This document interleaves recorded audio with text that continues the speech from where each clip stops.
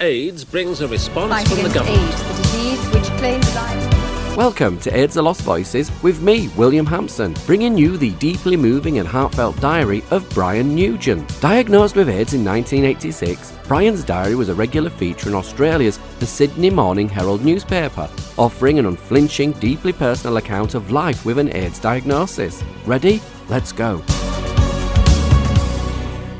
Over the next two episodes, we will hear the AIDS diary of Brian Joseph Nugent, born in Waterford, Ireland in 1953, and who went on to relocate to Sydney, Australia in the late 1970s. Before his AIDS diagnosis in October 1986, Brian was a magazine editor, a fixture of the city's social scene and closely connected to its big names and well-known socialites. A life of professional acclaim mixed with the heady buzz of parties and press rooms to the isolation, fear and stigma that followed his AIDS diagnosis.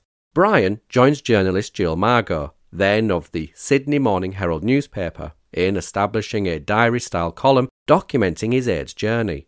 Jill records their conversations with a trusty tape recorder, then shapes those candid exchanges into a written piece that interweaves Brian's experiences, the daily realities, fears, small victories and practical challenges. The column combines first-person immediacy and journalistic context. Brian's voice provides emotional and experiential truth, while Jill frames those moments with background, analysis and a steadying perspective aimed at informing readers, both with the hope that the diary will reduce stigma while promoting public conversations about treatment, care and community support. Brian's diary starts on the front page of Australia's The Sydney Morning Herald on the 1st of May 1987, with several photographs of Brian and the headline, "The Partying's Over. Brian is in Ward 6. On a clear day in Canberra last October, Brian Joseph Pierre Nugent telephoned his Sydney GP. He had waited for 2 weeks and now he wanted his blood test result. It was antibody positive. The GP told him not to worry. If he looked after himself, he could live for 5 to 50 years. There is some comfort in the figures. Of about 50,000 Australians estimated to be antibody positive, only 238 had died from AIDS up to the end of last month.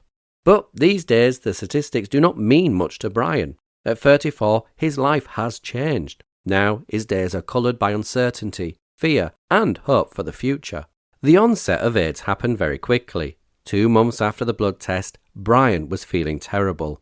He was worried. Quote, "It used to take me so long to do anything. It took an hour to have a shower and I couldn't walk 10 yards without sitting down. I was exhausted, washed out. Anybody could have shot me and I wouldn't have stopped him," he said. Friends repeatedly urged him to go to a doctor, but Brian resisted because, as is typical of AIDS, his condition, although getting progressively worse, was fluctuating. Quote, "One day I felt great and the next day terrible, rotten. I thought it was my imagination. I was probably just afraid to go for help because I think I must have known it was AIDS-related." So he let himself run down until eventually, at his friend's insistence, he went to the doctor.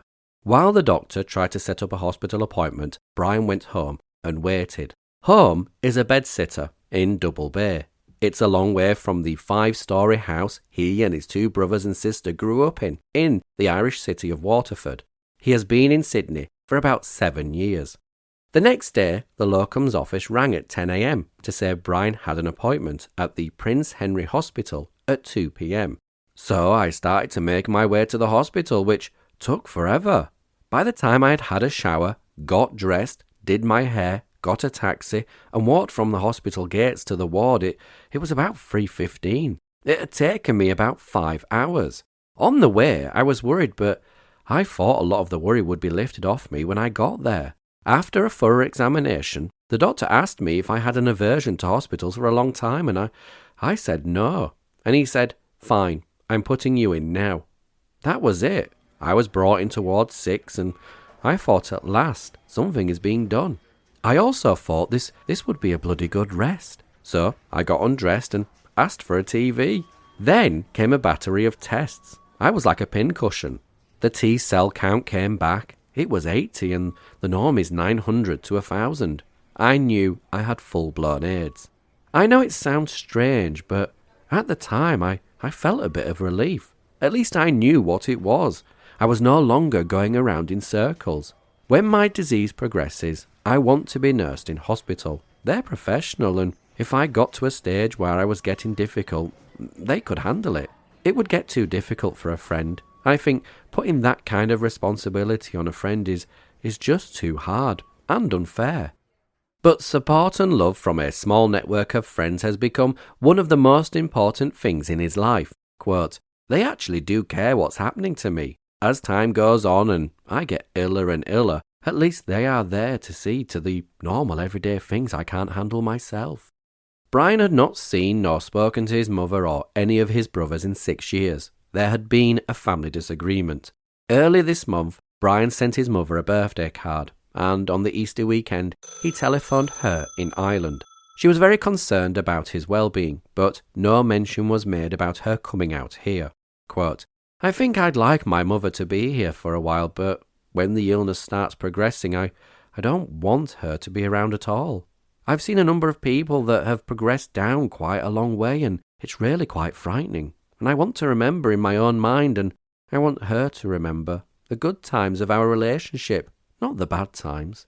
Last year at this time, Brian was working as social editor of the Sydney and Capital magazine, attending every ball, party, premiere and launch. Later in the year, he became the first editor of Panache, a magazine devoted to Sydney's social set. Now that he's ill, most of the socialites do not come near him. But Jackie Essex, the other half of the successful couturier Christopher Essex, whom Brian counts as a good friend, sees him regularly. Jackie thinks Brian has changed dramatically. Quote, "Before he was outgoing and funny. He'd come in with a smile, even if he had a hangover, and he would always say something amusing. Now he's withdrawn and always looking at the ground, and he's terribly nervous and plays with the front of his hair. He's really like a lost soul." End quote.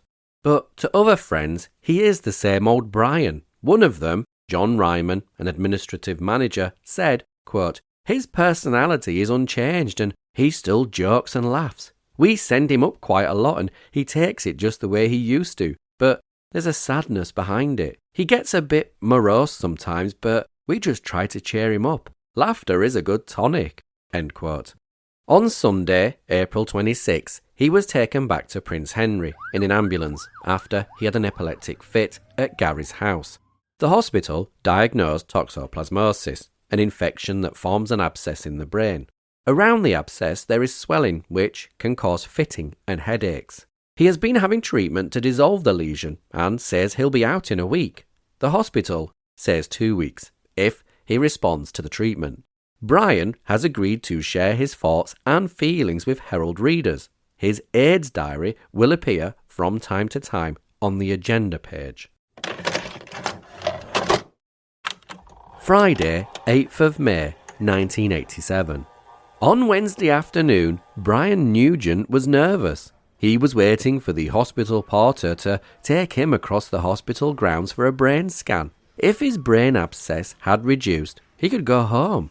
"I want to be out of here as quickly as possible," he said, adjusting the drip in his arm. "I want to get back to some normality, to have friends for dinner and go to the theatre or the cinema. They say I'm in my honeymoon period now and that I'll feel marvellous and have energy and that I can do things. I never had any intention of going on a honeymoon with a woman, but when I get out of here, I'm going to make this honeymoon bloody long."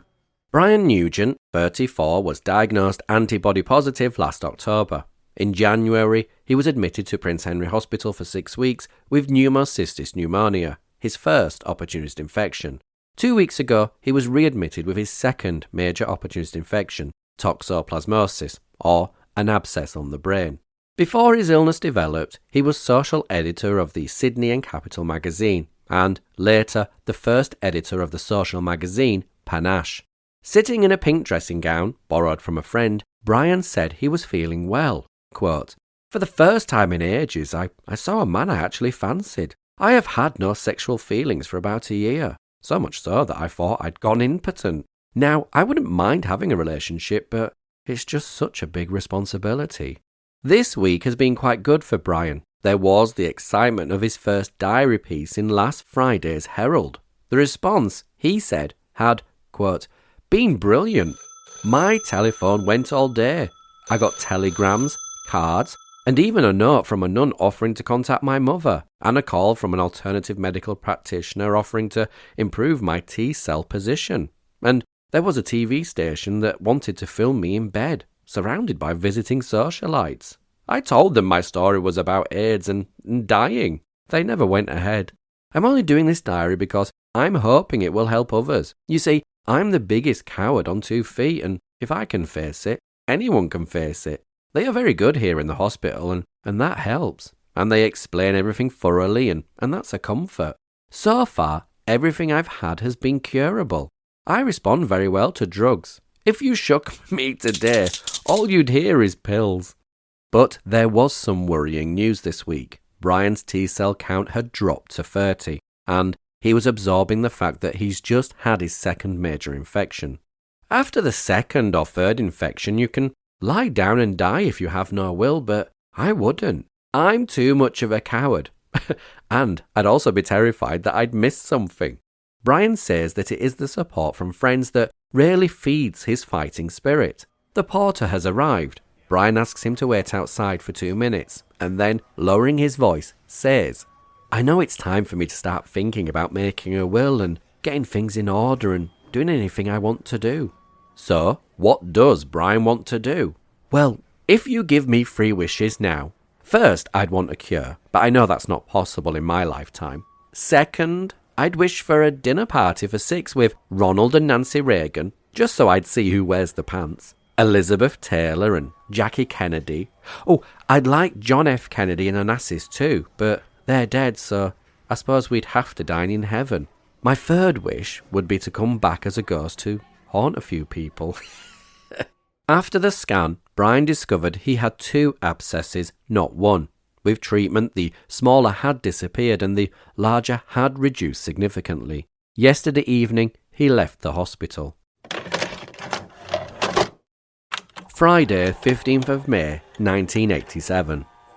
On Saturday night, Brian Nugent was doing what he likes best, sitting around a dinner table with friends. They said he was looking good, sounding good, and was having a marvellous time. To his 2 closest friends, John Ryman and Gary Shelley, it was like having the old Brian back again. He was wonderful, but as the night wore on, they became increasingly concerned at his drinking. Quote, It worried us and we felt we ought to step in, John said. But I don't think we could have, even if we tied his hands behind his back. He was having such a good time. He didn't get to bed until 3:30 a.m. Drunk as a skunk, end quote. On Sunday, Brian was understandably tired but feeling fine. When I telephoned him on Monday night to confirm an arrangement we had for this week's diary piece, his normally well-modulated voice was thin and shaking. Quote, Yes, I am physically well. I have no stomach pains, but I just don't have energy or strength. It's weird. It's like I'm a ghost. I can do things, but all my energy is gone. I am very frightened. He was close to sobbing. I am disorientated. It's like on my memory, it's as if I've gone dead. Brian could not remember if he had taken his medication during the day and said the last thing he had eaten was a bowl of cornflakes in the morning. He agreed he should go to hospital.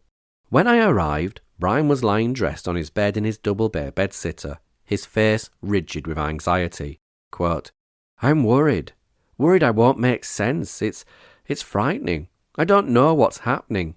I think I'm scared I'm brain damaged. You see, I know things like I can tell you there are free telephone books there, and I know this is a bed and this is a box of cigarettes. I remember what happened yesterday, but I can't retain anything now. Only follow instructions. While he eats a chicken sandwich, I start packing a bag. The room is sparse, but there are remnants of a grander life. Expensive perfumes and aftershaves, a large elegant lamp, a gold pen, and tasteful bed linen. Brian's medicines won't fit into the bag. There are too many bottles and they are too big. They look like bulk stores for a pharmacy. Brian doesn't know where or when he came into contact with AIDS and says it's pointless trying to work it out. Quote, They don't even know how long the incubation period is, so I could have contracted it in England before coming here. They think it's 5 years, but they are only guessing. I really wasn't that promiscuous. I didn't like the bars, and I never went to pick up joints nor bathhouses. Maybe in 4 years I've been twice to bathhouses. In Australia, I probably had 2 serious relationships and 4 trivial ones and a few brief encounters. I am a one-person-to-one person, really.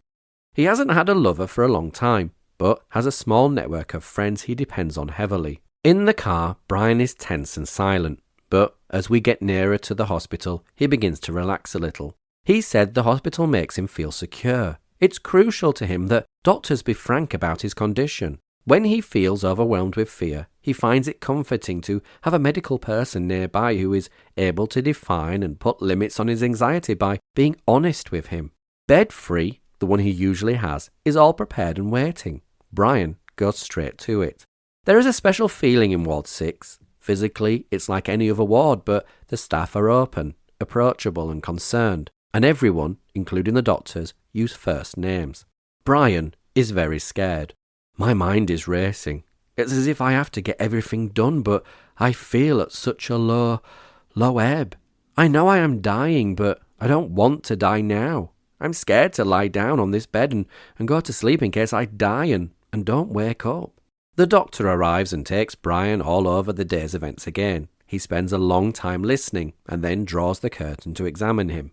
Apart from a rash, which could be a reaction to one of his medicines, the doctor can't find anything wrong. He tells Brian there are 3 possible causes for his condition.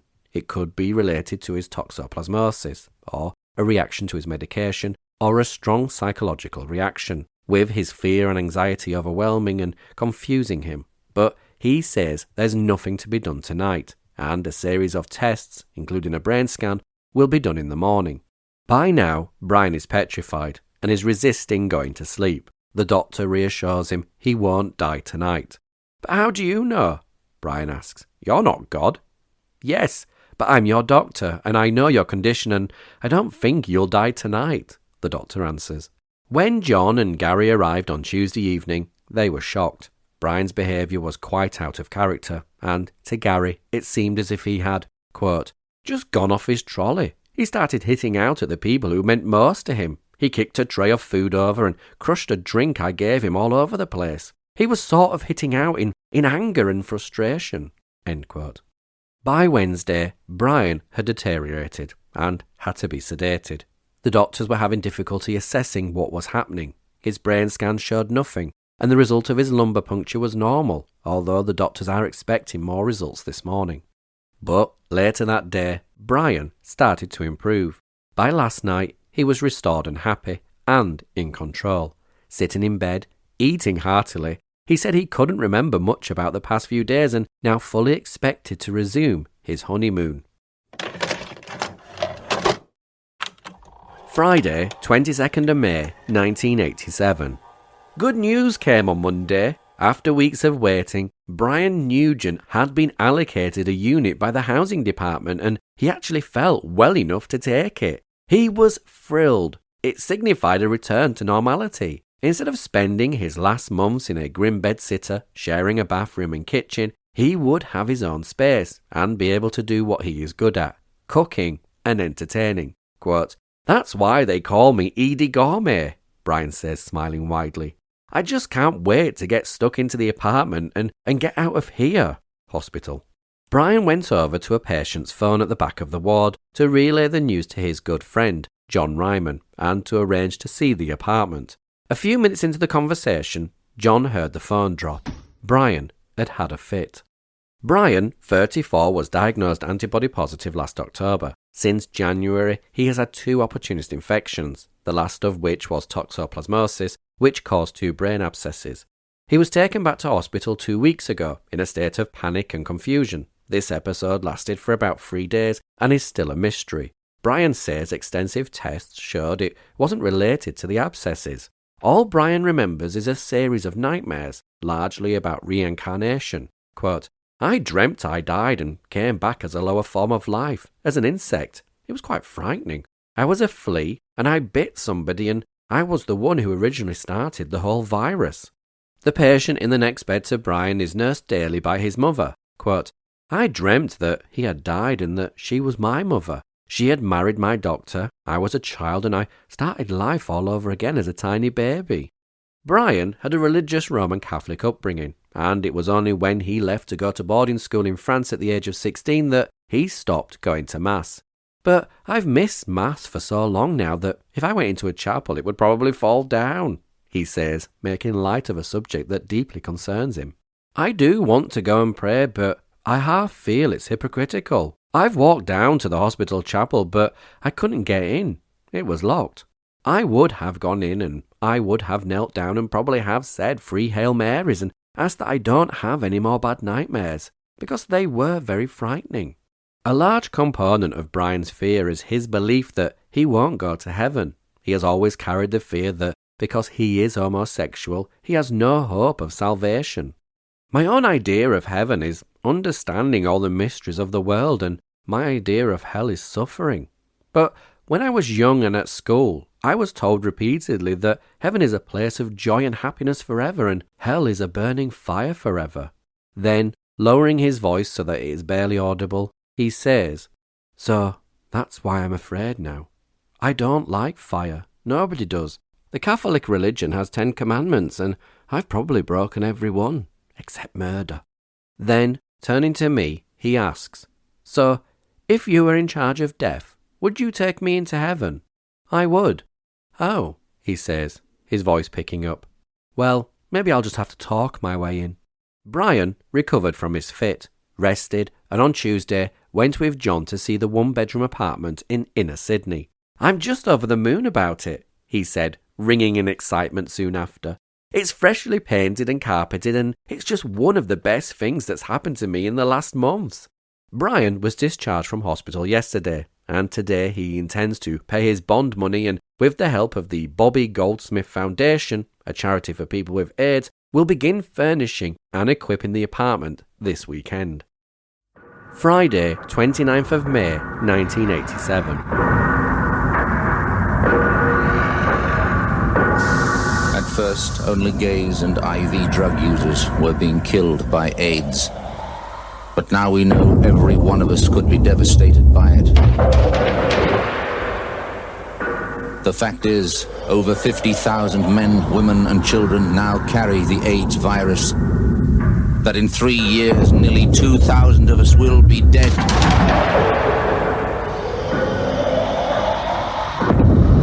That if not stopped, it could kill more Australians than World War II. But AIDS can be stopped, and you can help stop it. If you have sex, have just one safe partner, or always use condoms. Always.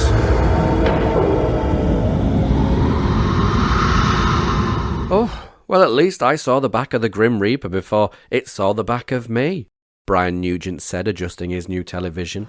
"I'm relieved it's off the screen. I don't think the person who made it had any heart. They called him a whiz-kid, but how did he think someone who had AIDS felt watching it? It was very upsetting." Brian's TV is standing on its box in his bedroom. There's a heater humming softly in the corner and the room is warm and comfortable. "This is exactly what I wanted. In fact, it's better than I expected," Brian said. "I feel so secure here, as secure as in the hospital." Friends moved Brian into the apartment on the weekend, and he has spent the week contentedly unpacking and making it into a home. But he has to pace himself, because his energy runs down very quickly. A few hours of shopping on Tuesday exhausted him. This year, he's had 2 major infections, and has been admitted to hospital several times.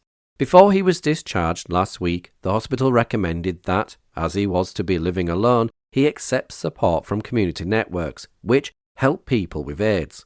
Brian refused, saying he wanted to remain independent for as long as possible. With his friends around him, he thinks he can. His friends don't complain, but being available to Brian after work and at weekends often means putting aside things they want to do for themselves.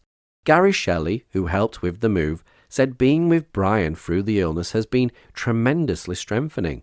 Quote, "I find through Brian's constant weakenings I've become stronger because I've had to work for 2 people. I've also learned to cope with the terrible consequences of AIDS, and I'm no longer ignorant of what it can do. I saw him the night before last. The flat was cosy and he was quite chirpy and made me a cup of tea and I read some of the letters. Brian has received about 10 letters from readers, mostly offering help in the form of prayers, visits or medical information. One, which he found moving, was from a woman who had resolved her own difficulties with the Catholic Church and offered to come and sit with him or talk or listen or whatever he wanted. Another woman had AIDS herself and suggested Brian could telephone her if he wanted to. Brian says the letters are comforting, but he's reticent about making contact. Quote, "It's very difficult in my sort of position. I've got to trust someone implicitly and I don't know any of these people. I'm feeling good and hope I feel this way for a while. I'm planning a housewarming party." Brian had a checkup this week and reported, quote, "There were no problems. When Prince Henry's new AIDS ward is officially opened in a couple of months, I want to be there as a guest, not as a patient." Friday, 5th of June, 1987. Death is a taboo subject at the moment. Brian Nugent says, taking another pull at his cigarette. I just avoid thinking about it. I'm training myself to have pleasant thoughts. He's propped up in bed in his apartment. I just want to live day by day and get as much out of each day as I can. Brian is working hard to keep his life harmonious because he has recognised that as soon as there is discord or stress, he goes into decline. His resources for coping with everyday difficulties are greatly diminished. The harmony is precarious. Moving into the apartment lifted his spirits, but as the days passed and Telecom showed no signs of connecting his telephone, despite a letter from the hospital, he started to become increasingly anxious. Then, joy. Last Thursday, after another special request, it was connected. 3 hours later, it went off again. Quote, "It's my lifeline. If anything happens, it is the only way I can summon help. Over the weekend, I didn't feel good. It was the telephone causing me stress. I was stuck up here alone and couldn't contact anybody." The telephone was reconnected on Tuesday. Since Brian, 34, discovered in January that he had full-blown AIDS, he has been admitted to Prince Henry Hospital several times. The most recent stay, which he spent in a state of extreme panic and confusion, was a watershed in his life. He explains it was a delayed realization of the fact that he was terminally ill. Before, he was apparently calm and resigned about having AIDS and talked easily, even joked, about death. At the beginning, though, Brian feared he would be stigmatized and that people would stay away. Quote, "I saw 2 women come to the hospital to visit another patient and they stood 10 feet away. I thought, how awful. If people did that to me, I'd rather not see them. I did hear at the hospital where the women serving the meals came dressed as if there was a Third World War. In battle dress with gloves, mask, jacket and the whole lot. It was all very much stand to attention. It doesn't have to be like that. The community needs to be educated more about AIDS and the adverts should do that. The new Russian roulette advert didn't upset me as much as the Grim Reaper, but..." Shooting up drugs is like playing Russian roulette. Go on. I don't know. You could OD, die from blood poisoning, or get brain damage. If that's not risky enough, there's now a new player in the game. AIDS. Use a shared needle and you run a very real risk of catching AIDS. You go first. One shot from a contaminated needle is enough to kill you. I don't want to play. One shot. But really, they're trying to use shock treatment and that doesn't work. These ads are getting too symbolic and all they're thinking about is death, death, death. I'm not dead yet and I've no intention of dying for a couple of years. Brian knew he was a homosexual at 16. Quote, "I met this man and was drawn to him. He was about 38, 39 and it was experimental on my part. I also went out with a girl when I was 16. We'd been friends for years and then we started doing a line, going steady. But I found her boring. We kissed and cuddled and I found it boring. she had bad breath as well. Intellectually, I believe homosexuality is a third sex. I may be all wrong, and this might just be a way of getting rid of the guilt that is unnatural, but I think our Lord decided to make a third sex as a natural form of population control. In my heart, I worry that it is unacceptable and will deny me salvation, but if my Irish humour reasserts itself in time, I reckon I could convince St. Peter to let me in on the basis that I'd give the others a good time. Fortunately, Brian has been well this week. The thrush in his mouth, which made speaking difficult, is almost gone. His skin is clear and his eyes bright. He spent 2 days getting ready for his brief appearance on Good Morning Australia yesterday morning. He was up before light to dress and his friends were up early to watch him. Brian feels he has a responsibility to his friends. He must remain integrated and brave for their sakes too. Quote, "They've got their own lives, and if I became a blabbering heap and crying all the time, it would upset them." He is not interested in joining groups of people with AIDS because he says he has got enough problems of his own and does not want to hear theirs. If he needs to talk, his friends listen. Quote, "But I am absolutely grateful to the Bobby Goldsmith Foundation, a charity for people with AIDS. They've given me so much. The bed, the TV, the fridge, heater, casserole, toaster, and other essentials. I would like to say to others who may go off to a gay bar and find a raffle for the foundation, instead of buying one ticket, knock out a drink and buy 3. I'll be too embarrassed to ask the Bobby Goldsmith Foundation for anything else. If out of my pension I can save a few bob here, then I can buy my own things, like a couple of mugs. It just gives me that extra little bit of independence. Now my plans are to get the apartment finished, sit down and write a heap of thank you letters, have a housewarming party and then start having friends to dinner." Friday, 12th of June, 1987. "Some of the sleazy gay bathhouses should definitely be closed down," Brian Nugent said, acknowledging that in a year his opinions have changed dramatically. At other bathhouses, people should be given free condoms with their locker keys and management should insist that safe techniques are used. This week, Brian has been feeling angry, largely at himself, because he wasn't more careful sexually. For all the years he had heard about AIDS, it never concerned him enough to take precautions. He just believed it wouldn't happen to him. "There's something I always think about," he said, lying dressed on his bed. "I met this guy quite a while ago in a sauna. I was reluctant and the first thing he said to me was, 'I don't have AIDS.' I often wondered afterwards, did he? And was he saying that because he had it and was going to bring someone else down? I don't really know if that was the source for me." If Brian has any advice for gay men today, it is to employ safe sex methods. He is emphatic. Quote, "Use a bloody condom. If your partner doesn't want to, just stop. Get out of bed, get dressed, and go home.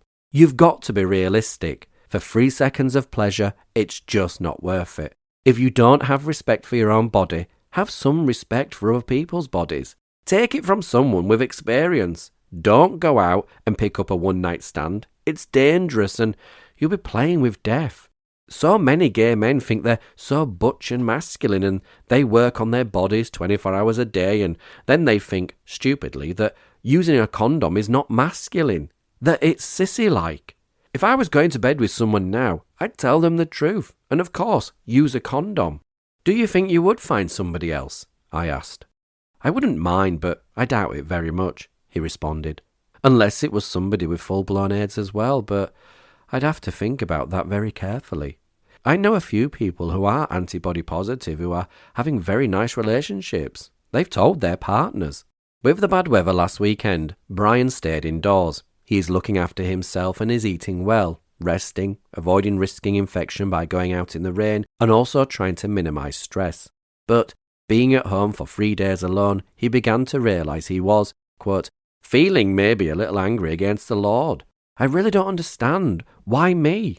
When there are people out there who have murdered and have really been cruel and nasty. I've never done any of those things and I've worked a lot for charities." When his anger and frustration starts building up, Brian tries to switch off and do something else, like watch TV, make mayonnaise, or lose himself in household chores. Sometimes he drifts off into the past, remembering his most favourite place. It's called Ardmore in Ireland, where his family spent every summer holiday. I adore the place. It's close to the water and I was young and felt so secure. My father used to drive down on weekends. After our interview, Brian went off to the immunology clinic at the Prince of Wales Hospital for his checkup. The doctor's response was unexpected. He said Brian seemed so well he need not come back for 6 weeks. Friday, 19th of June, 1987. Brian has been saving some news for today. He heard it last week but wanted to keep it to himself for a few days. At my last checkup, I was told my name would be put forward for the drug AZT, he said, grinning. I'm thrilled to bits. AZT is an antiviral drug attacking the genetic material of the AIDS virus. I've been told there is a batch of AZT coming into Australia in about 2 weeks and another 2 weeks after that. So I'm hoping if I don't get the first, I might get the second, but it's very much like Lotto. My name's forward, but I'm not accepted yet. Brian, 34, has had full-blown AIDS for 4 months now, and since his last hospital admission in May, he has watched himself carefully. He sleeps an average of 12 to 14 hours each day. He can manage 1 outing a day, but often doesn't leave the apartment at all. I desperately want to work, but I probably couldn't do it. You see, I think I'm doing so well at the moment because I'm conserving all my energies. I've been feeling good, he said. On Tuesday, though, Brian answered the door looking drawn after making a tape for his mother in Ireland. I hadn't spoken to her really for 6 years and we parted slightly under a cloud, so doing the tape was very emotional. After so long, she was hearing I had a terminal illness. I tried to avoid the details of my illness, about feeling lonely, tired or frightened. I didn't want to upset her. And I didn't mention the Herald diary because I don't know, it might disturb her. It was very hard, but it was something I had to do. He last saw his mother in Ireland the Christmas after his father died. He regrets that he only got to know his father, Matthew, towards the end. He was very Victorian, a very religious man. He went to Mass every day of his life. I liked him, but we never had a relationship that a son fantasises about. He was just always concerned that there was enough money and his wife was looked after and the children got a good education. I think he had his priorities wrong, like he never told me the facts of life. Friday, 26th of June, 1987. Since the diary began, Brian Nugent has received about 20 letters. This week, we publish anonymous extracts from some of them to show how readers are responding to Brian as he copes with a terminal illness. Dear Brian, I have been following your diary and I have been immensely touched by your bravery and beautiful spirit. I am not in the same position as yourself, but I am an alcoholic who got sober in AA about 3 years ago, and it was there that I learned of my spiritual reality, that part of me, the only part of me I see now, that is the real me. All my life I have identified only with my body, not knowing there was this other part. In fact, I had denied it so completely that I think a lot of my drinking was to escape the despair of knowing that each of us ages and dies. Like you, I was brought up a Catholic and grew up with that terrible Australian-Irish god of fear who punished his children. My own deepening spiritual development has shown me that this is nonsense and that whatever God is, it is love, that we only make mistakes because we don't know, and that mistakes are to be corrected, not punished. In my own despair, I went to see a Franciscan nun, a beautiful and wise woman, who told me that talk of sin is not helpful, and she spoke of alienation as being what made me so unhappy. The great parent was always waiting for me. I realised I only had to make such a tiny, grudging step in its direction, and I was guided and comforted. Dear Brian, the reason for my writing is to help you. You declare yourself a Catholic-educated man, one who evidently has been taught about heaven and hell. I believe that too, although not a Catholic. I am a Christian. The gospel, taught by Jesus, is that if we confess our sins, he is able and just to forgive us our sins and cleanse us from all unrighteousness. 1 John chapter 4, verse 9. Why don't you, right where you are, just do that straight to Jesus. He will cleanse you, and you need have no fear about going to heaven should you die. Dear Brian, I have AIDS. I am 35 years old. I've been in hospital since the 2nd of May. I am scared. I want to be confident that I will beat this thing, but it takes a hell of a lot of concentration. If you'd like to meet when I get out, please let me know. Dear Brian, I am praying again thanks to you. One of those long Irish stories. Your last article, Brother, on heaven, hell. Rest assured you will be rewarded with heaven, so please do not worry or be afraid. Jesus loves you. Dear Mr. Nugent, I am finding your occasional column on your battle with AIDS quite heart-rendering. You and I are the same age, and I know how young I still feel. You must not want to face death after such a relatively short time of life. I will continue to pray for you in your suffering.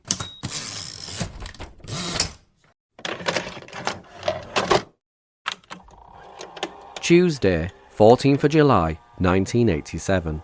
When Brian put down the telephone on July the 1st, he was weeping. He hadn't been able to cry for months, and now he was overwhelmed. He had just heard he'd been accepted for the drug AZT, an antiviral drug which attacks the genetic material of the AIDS virus. The weeping, he said, was for many things: the relief of getting the drug, the solitary but realistic thread of hope it promised, and the way it signalled the end of a long month of inactivity and emptiness. Brian had been feeling flat. The drama of being ill had passed, and the excitement generated by his going public with AIDS had dissipated. He was left with the illness, its restrictions, and depression. It's the nothingness that's frustrating me, Brian said a couple of weeks ago, still in his gown and smoking his 5th cigarette for the morning. Nothing happens. I can be stuck here for days without seeing a soul. It's lonely. I almost feel I should get ill again for something to happen. Because he's reasonably well, people think he is leading a normal life. They make arrangements which they don't keep, without realising that the arrangement would have been the central activity of his day. Since the diagnosis of his full-blown AIDS in January, Brian, 34, has lost confidence and no longer feels able to call a casual acquaintance and suggest lunch. Quote, "They'll just feel obligated and say yes, and I wouldn't want that." On the table, in Brian's handwriting, there's a long list of names which includes some of Sydney's most celebrated socialites. Pointing to this, he announced, "I've cancelled the housewarming. I just couldn't be bothered going to all that trouble. If they want to see me, they can make the effort themselves." Brian is cold and getting angry. He goes to the bedroom and comes out wearing another gown, on top of the first. That's better," he said, pouring some tea, and then, as if this activity reminded him of his mother, he began talking about her. "I really would have expected her to contact me by now. I don't understand why she hasn't. I'm a little cross. I suppose I'm hurt too, and she's probably terrified of what people think. Waterford, in Ireland, is a small town. You blink and you've probably gone through it, and they probably think it's like the Black Death. And as for my sister, it would only take her a minute to do a get well card, but she never bothers. The same for my 2 brothers. I've not heard a word." One of Brian's fantasies is that his mother will fly him home to Ireland so he can spend some time at Ardmore, the place he loves and remembers most. On Monday night, Brian couldn't sleep. He was in a knot of anxiety over his hospital appointment the next day to begin AZT. Brian said he was to get the real drug and not a sugar pill. He was not part of a trial. He worried he'd have to give up all his other drugs, the one for the pneumonia, the brain abscess, the thrush, the epilepsy, and the sedatives he took 3 times a day. On these, he'd been physically well, and he was tossing in bed trying to weigh up whether it was worth sacrificing these drugs for the AZT, with its uncertain outcome and its known side effects. He was a wreck. The next day, Brian emerged from his appointment smiling and reassured. He'd been one of the lucky 100 to get the drug, and he could stay on all his other drugs too. The doctor said he looked good, and he'd gained 2.5 kilos, a good sign. But his T-cell count was down to 20, a bad sign. "But that doesn't worry me at all," Brian said cheerily. "I feel much better. It's not a cure, of course, but it's the only thing available. I've got to take them every 4 hours, so that means wake-up calls and no more straight sleep for me. I think I've got to be on them forever. As I swallowed the first white capsule with royal blue stripes, I thought, well, here goes. You can hear the second and final part of Brian Nugent's An AIDS Diary in the next episode. Brian's AIDS diary was published in Australia's The Sydney Morning Herald newspaper and was also written by Jill Margo, one of Australia's most respected journalists and authors. You can view the newspaper articles mentioned in this episode on the Extra T blog. You can find all the links in the show notes. Until next time, don't forget to like, share and subscribe.